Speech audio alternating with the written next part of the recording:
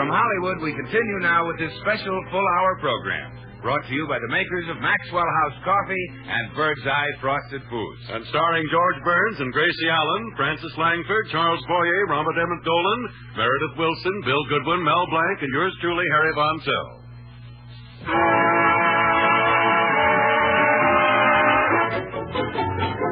Now here's Meredith Willson and Sierra Sue.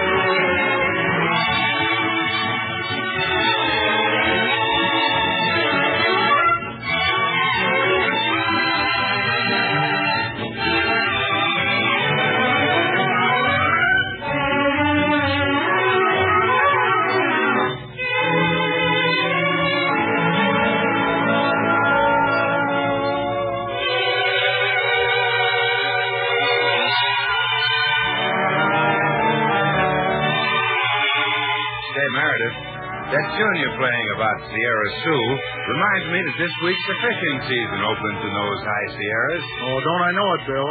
But to tell you the truth, fishing in the Sierras for me is really just an excuse to take the trip and look at the view. Well, Meredith, anybody can understand that who's ever been in those mountains. Anywhere you look, there's a wonderland of high, rugged, snow-capped peaks with glacier-scoured ridges or steep-walled canyons. And then those rushing, bubbling, crystal-clear streams, stocked with rainbow and red-spotted trout, are fishermen's heaven. It's no wonder the Sierras are such a well-loved part of the American scene. And you know, I can't help thinking, too, how it's no wonder that Maxwell House Coffee has become so much a part of the American scene. Because for generations, Maxwell House has been giving millions of people real coffee-drinking pleasure. And today it's enjoyed by more people than any other brand of coffee. Now, to give Maxwell House that famous flavor, fine Latin American coffees are skillfully chosen, each for its own special contribution. Manizales for mellowness,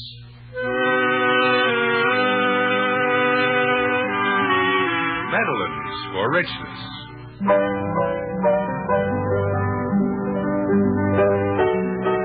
other choice Latin American coffees for vigor,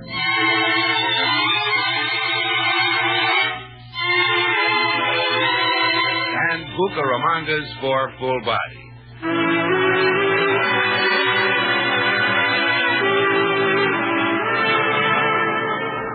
The result is true flavor harmony in a cup of coffee. And whether it's served at home or in one of America's many fine restaurants, who are about to celebrate National Restaurant Week, the nation's choice, north, east, south, and west, is Maxwell House. Always good to the last drop.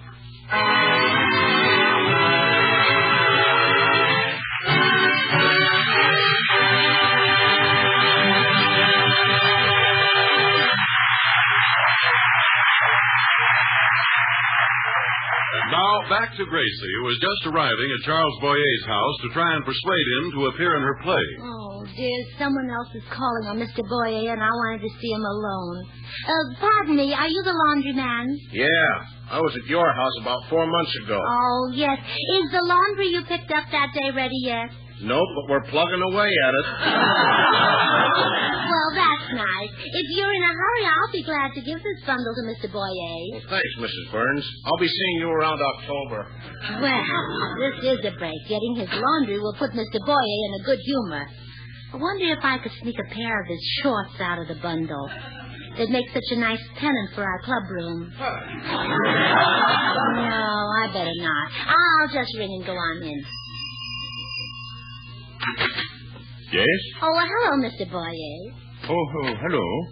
You are Mrs. Burns, aren't you? Yes, I am. Here's your laundry. Oh, thank you for bringing it in. You're welcome. Now, let's talk about the play you're going to be in tonight. Oh, Mrs. Burns, I explained in my letter I was not interested. Oh, I know. You thought the money wasn't enough, but I've come to make another offer. I'll give you some very valuable stock that my husband bought. Stock? Yes, 1,000 shares in the Mad Gopher mine. No, thank you.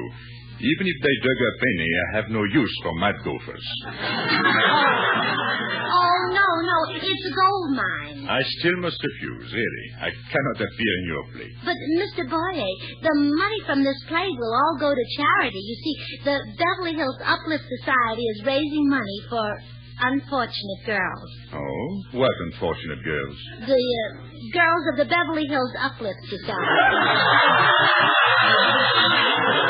I still must refuse. All right, then I'll appeal to you as a Frenchman. You should appear in the play tonight because a famous Frenchman will be in the audience. Which famous Frenchman?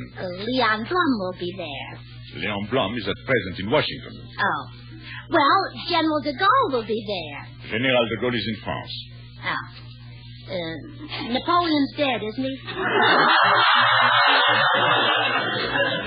Yes, he is. And this attempt of yours is dying. Oh.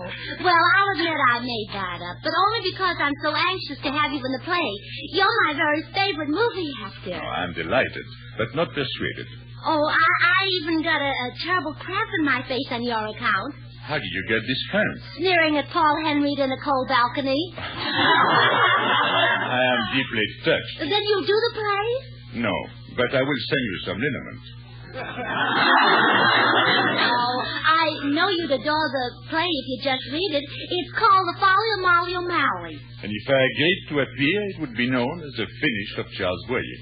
Oh, but you'd love the part. You're Raoul, a romantic French jewel thief.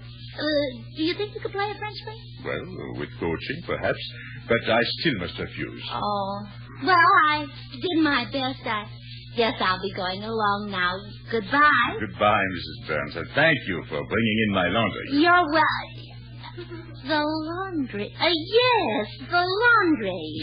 Yes, thank you very much. Oh, you're welcome. I hope you like the way I washed your things. What? The way you wash them? Yes, I hope I didn't get too much starch in your socks. Oh, but Mrs. Burns. Oh, put too many pleats in your sheet. But I don't understand. You mean you taking washing? Yes, my husband makes me. Oh, but how did you get my clothes? I send them to a laundry. Oh, well, when I don't take in enough money from my regular customers, George sneaks bundles off laundry trucks for me to do. This is incredible. The man must be a beast. Oh, it's not his fault. He can't help himself. You see, he's money mad. How terrible. Yes, and that's why you must do this play with me tonight. And if I'm a success, I can go on the stage and escape the awful drudgery of the wash tub. I see. Honest, Mr. Boyer, I've got a great talent. Don't let it be caught in the ringer. Oh, this really shocks me, Miss Burns. And how long has your husband been money mad? Oh, I noticed it the very first night we were married. No.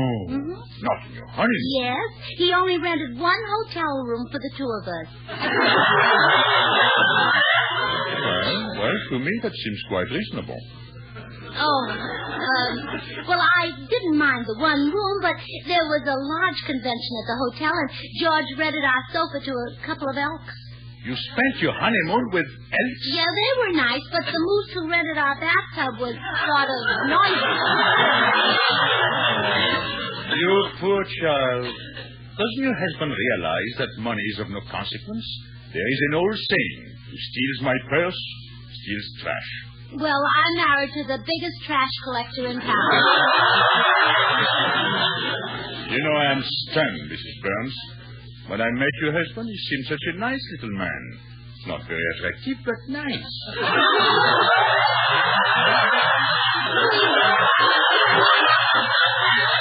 Mr. Boyer, say you'll be in the play with me so I won't have to take in washing anymore. Don't worry, Mrs. Burns. I promise you'll never have to take in washing again. Oh, thank you.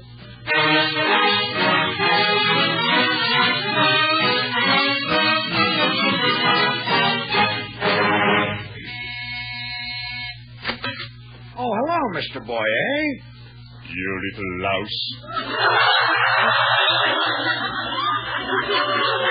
Huh? What do you do with all the money? What money? You know what money. Don't shout at me. Why not? Are you afraid I will wake up the elves on the sofa? The elks on the sofa? Or the moose in the bathroom? Moose in the bathroom. Mr. Boyer, you've been drinking too much pink champagne. Sit down. Let me get you a cup of coffee. Never mind that. Where is your wash tub, Burns? My wash tub? Yes. Where is it? It's on the back porch, but... Get out there. Fill it with water. But I can't swim. You will not swim. You will do my laundry. Oh, no, I won't. You will either do my laundry or I will thrash you within an inch of your worthless life. Take your choice. Did you bring any soap?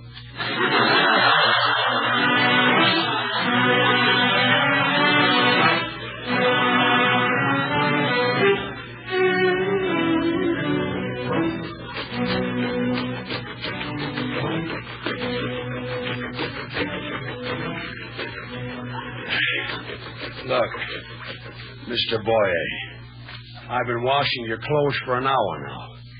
Can't I stop? Keep scrubbing, Burns. But I've got dishpan hands up to my elbows. Keep scrubbing, Burns. Yes, sir. See, I've done enough laundry to last you a month. When can I quit? When that shirt you're washing is snow white. But it's a green shirt.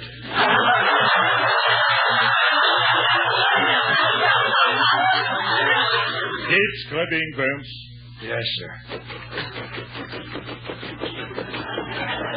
Honest, I gotta stop. My hands hurt. My back aches. My feet are killing me. If I don't sit down, I'll collapse. Keep scrubbing, huh? You're right. Yes, sir. Oh, hello there. Why, George, what on earth are you doing? My laundry, Mrs. Burns. I'm teaching him a lesson. Uh-oh. Never make you take in washing again. Huh? Who told you I made her take in washing? Well, Mrs. Burns told me. She did, huh? Well, I'm going to have a little talk with Mrs. Burns. Good, I'll go see if I can find her. Come back here. Now, tell the truth. Do I make you take in washing? No, dear. Oh, Mrs. Burns, you should be ashamed. That was a terrible lie. Yeah, I know. But I didn't have time to think of a better one. Oh, and I made your poor husband do my whole month's laundry. Oh, Mr. Burns, I owe you an apology. And about $6. He'll iron it for another $5. You stay out.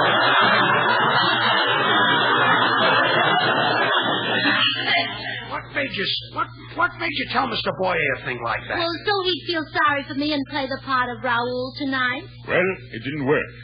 I still hurt you. Oh, but I need you, please. What are you worried about, Gracie? I can play the part of Raoul. You, Mr. Burns? Oui, oui.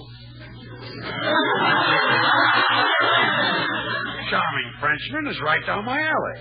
Listen to this. Bon ami, mon petit.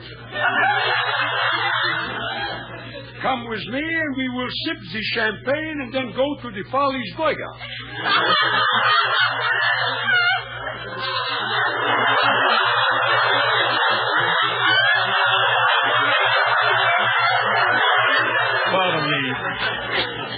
Pardon me. This Follies Burger, is that a sandwich?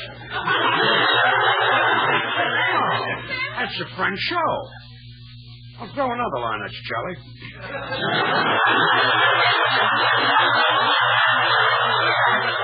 Monsieur, you look très chic today. N'est-ce pas? Calais? No. Stop, please. What's the matter, Chuck?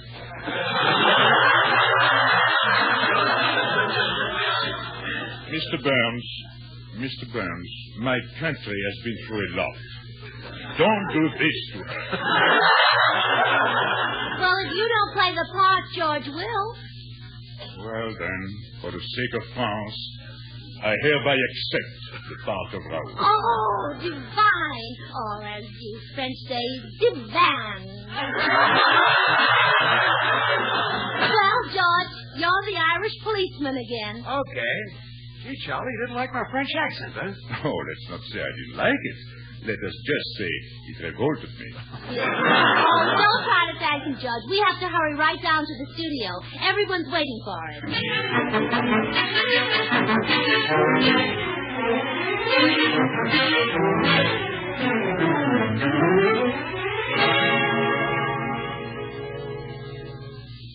Gee, Francis, I don't know what could be keeping George and Gracie. They should be here by now. I'm anxious to see the script of Gracie's play. I hope there's a part in it for me. Oh, don't worry, Francis. I'll fix that. I've got a terrific love scene in mind for you. Wonderful. Where will that come in the program? Comes after the program. Oh, I see. I'd heard that you were a big bad wolf, and it's almost true. Almost? Yes, you're big, and brother, are you bad? Oh, come on, Francis. I'm good-looking, charming, talented, got a swell personality. Go out with me tonight. No, Bill, you're too much in love with another person. Me? That's the person. Oh, that's silly of Francis. Who asked you to listen in, Jumbo? Never mind that, Dimples. I wasn't eavesdropping. I just came over to ask Francis if she'd go out with me tonight. She'll have a whale of an evening. Or at least an evening with a whale. Oh, let him alone, Bill. What sort of evening did you have in mind, Harry? Well, Francis, I thought we'd go up to my apartment. Yes? Close all the doors and windows. Yes? Pull down the shades. Yes? Then turn the lights on. Turn them on? Well, sure. How else could you see my bird's-eye frosted chop suey? That's why I'm going to take you to my apartment, Francis. We'll open the package together. We'll have some fun, huh? Yes, what could be more fun for a boy and girl than opening a package of frosted food? Well, it's one way of breaking the ice. But really, to get the better buy in frosted foods, you've got to be sure it's Bird's Eye, friend. There are many brands of frosted foods, but only one Bird's Eye. Only Bird's Eye gives you Bird's Eye top quality and flavor. Honestly, you can't go wrong when you buy anything marked Bird's Eye. Francis, do you want to spend an evening with this two-legged refrigerator? Oh, quiet, percolator.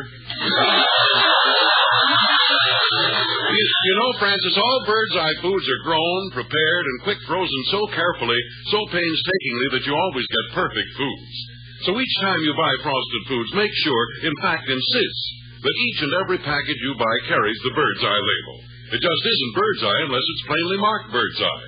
So get the better buy in frosted foods. Better buy Bird's Eye. Now, look, Francis, you'll have lots more fun if you go out with me. Of course, if you turn me down, I've got other irons in the fire. He means he'll stay home and curl his hair.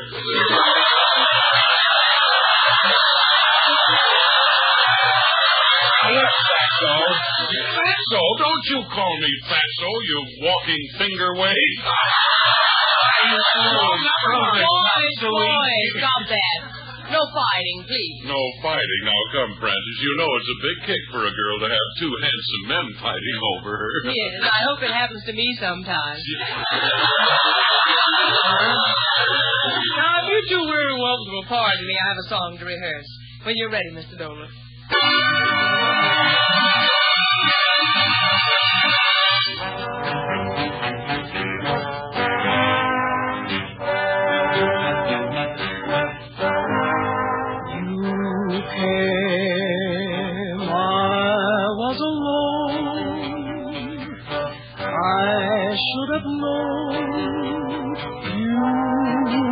Temptation, you smile, luring me on. My heart was gone, you were temptation.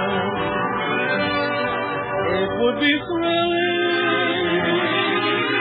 if you were willing. If it can never be, giving me for you there, born to be kissed. I can't resist you. Are temptation, and I'm yours.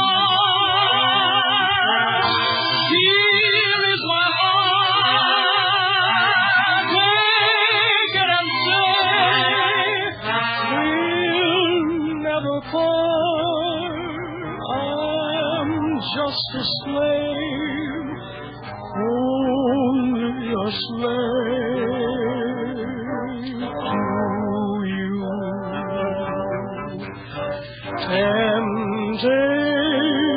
Temptation, I'm yours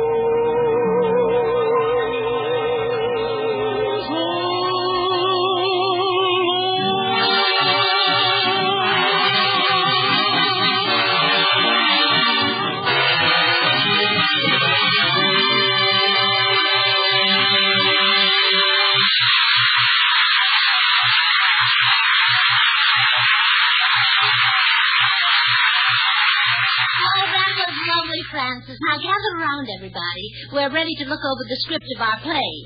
Here's your copy, Mr. Boyer. You're Raoul. Thank you. And here's yours, George. You're the Irish policeman. Okay, it's about time we had a look at this masterpiece. No, I haven't read it either. The girls just finished typing it. First, I want to look at my love scene. Oh, here's a lovely one. Molly and... the Irish policeman. Well, here's another one. Molly and... the Irishman again. Well, here's another one with the Irishman. And another one. And another one. Mr. Boyer. Yes, Mrs. Burns? There'll be a slight change in the casting of our play. You won't play Raoul after all. No? No, you're going to be an Irish policeman named Mike O'Hooligan. Mike O'Hooligan? Yes. Well, I'm not sure I'll be believable as Mr. O'Hooligan. Oh, of course you would. You'll be a marvelous Irishman. But I'm French. Well, what's the difference between France and Ireland? Less than 40 miles. But Mrs. Burns, who will play the part of Raoul, the Frenchman? My husband, George. Oh, I am Irish and he is French. That's right. J'ai en quelque chose sera mieux. Yeah, I beg your pardon? Nothing. Just a little French nursery rhyme my mother taught me. Please. Now, let's run through the first scene. It takes place in Paris where Officer O'Hooligan, that's you, Mr. Boyer, has come to arrest Raoul, that's you, George. Places everybody. Set the scene, Raoul.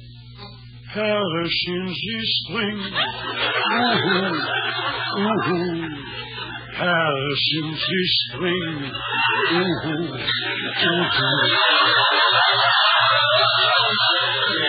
Is that absolutely necessary?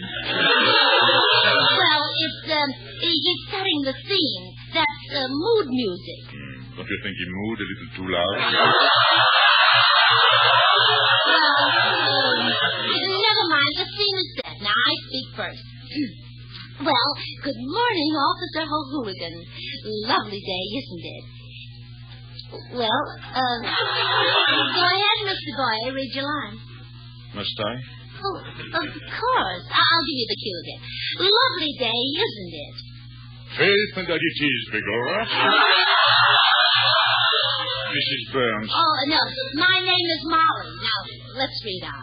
Oh, Officer, I've heard that this fiend, Raoul, has escaped from prison again. I fear he may do me harm. Never, Colleen. My name and Michael Hooligan. Don't forget, he's a fine broth of a lad from the old Sodom after being.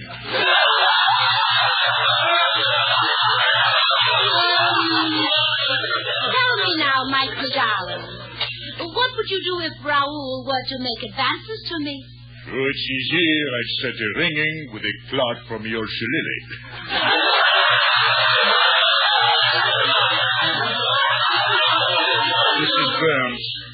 Mrs. Burns, I'm not happy as desired.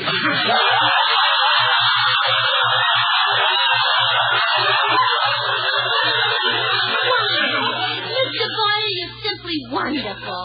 You're the French Barry Fitzgerald. Oh, but surely you can find someone more Irish than I am. How about Gregory Ratzoff? No, he wouldn't do it all. You know those Russians. He might walk right out in the middle of everything. That's what I had in mind. Now, come on back to the play. This is the exciting part. Oh, Mike, quick, look behind you. Who is that approaching? It's Raoul Bijabers. Mrs. Burns, you know that's a strange name for a Frenchman. Raoul Bijabers. Oh, no. Bijabers isn't his name. That's sort of an Irish swear word. Oh. Well, Bijabers, I quit. No, you can't quit now. This is your big scene with Raoul. Go ahead, George. Sacre bleu.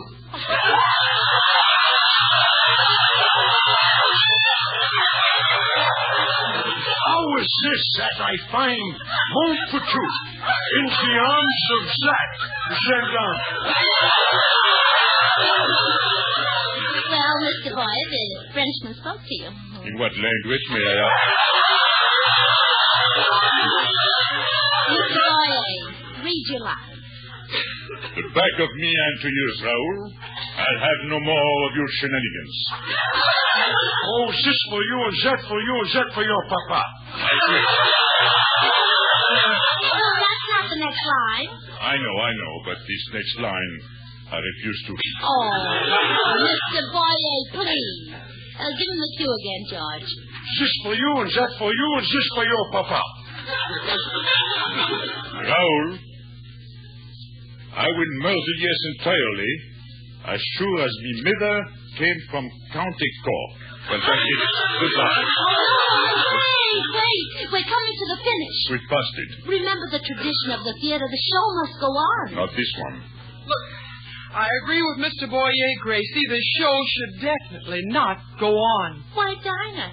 Dinah Shaw!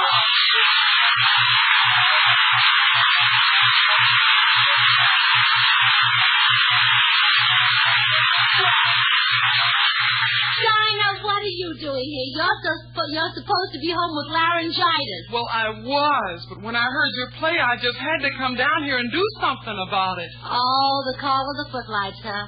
The smell of the grease paint got you. It wasn't the grease paint I smelled. You didn't like the play? Well, I think casting Charles Boyer as an Irish policeman is absolutely ridiculous. He's about as Irish as I am. Thank you, Miss Shaw. Well, I'm sorry you feel that way, Dinah. There was a part I thought you might play, but it's a love scene with the Irish policeman. Love scene? Yes. Well, faith now, Mr. O'Boy, it is a fine broth of an Irish The jam. Oh, you're cute, Dinah. Anyway, I'm glad we cured your laryngitis. Now, you'll be back on your program next week. Oh, you bet I will, Gracie. And I want to thank Francis Langford for taking my place tonight. Thank you, Francie. The pleasure was all mine, Dinah. And we'll be hearing you on Bob Hope's Pep-sitting show, Francie. Right now.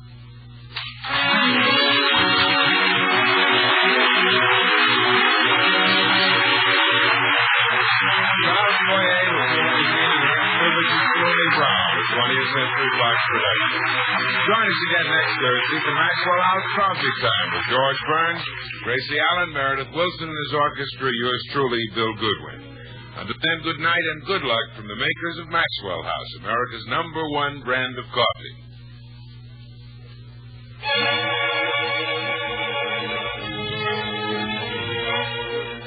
Bird's Eye Open House will be back again next Thursday at its usual time, too, starring Dinah Shore. As good as new, huh, Dinah? Absolutely, Harry. Oh, swell. And our special guest will be Peter Lorre, along with Robert Emmett Dolan, his orchestra, Ken Lane and his singers, and me, too.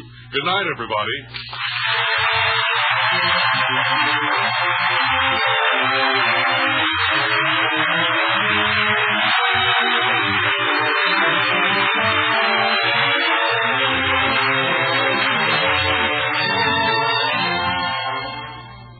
You know, it's a funny thing about the new post-war irons. They're lighter, easier to handle, more convenient in every way, But they don't do the ironing for me. sad but true. But I can tell you how you can make your starch clothes a lot easier to iron. Well, let's have it. Satina. Add a little satina to your starch, and then when time comes to iron, your iron will glide and zip along. There'll be no sticking or snagging with satina. What's more, your starch clothes will have a wonderful, satiny sheen that helps shed dirt and dust. So get the Satina habit. Satina's a great help on ironing day.